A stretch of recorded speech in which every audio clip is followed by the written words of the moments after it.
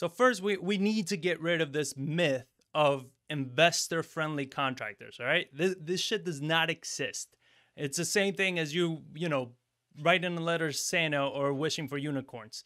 It doesn't exist. Get it out of your head. It's not real. This is why you are struggling so much, or why maybe when you're doing your projects, you're having so many problems. It's costing you more and you're having all these issues.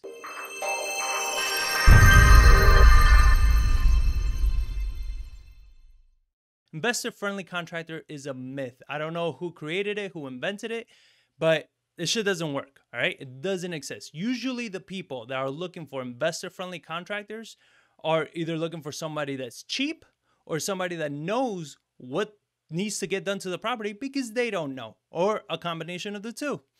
So this, I've said so many times, a contractor needs to be good at the job you're hiring them to do. That's it. Period. End. All right?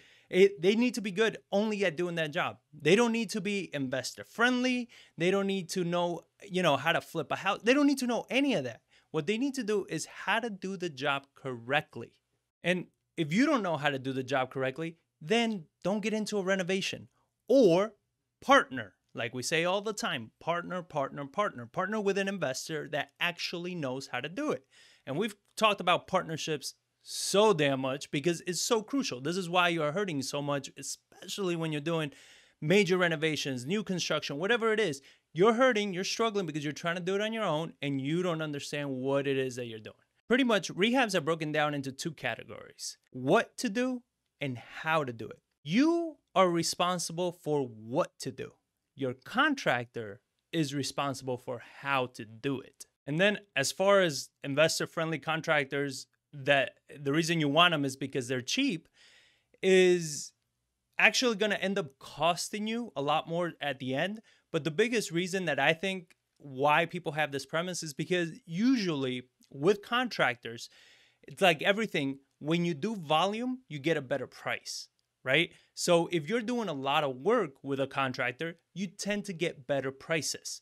They don't charge you the same as they would charge a one-time client, a homeowner, or something like that. But that doesn't make them investor friendly.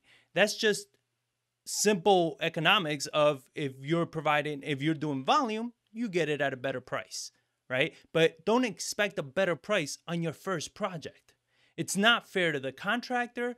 And honestly, if a contractor does agree to that, you should probably be wary, because why are they taking less when they have no guarantees that you are going to call them again for another project, or that you're even going to be able to do another project? They have no guarantees of that. So not only are they making less money now, that they're also not getting another job.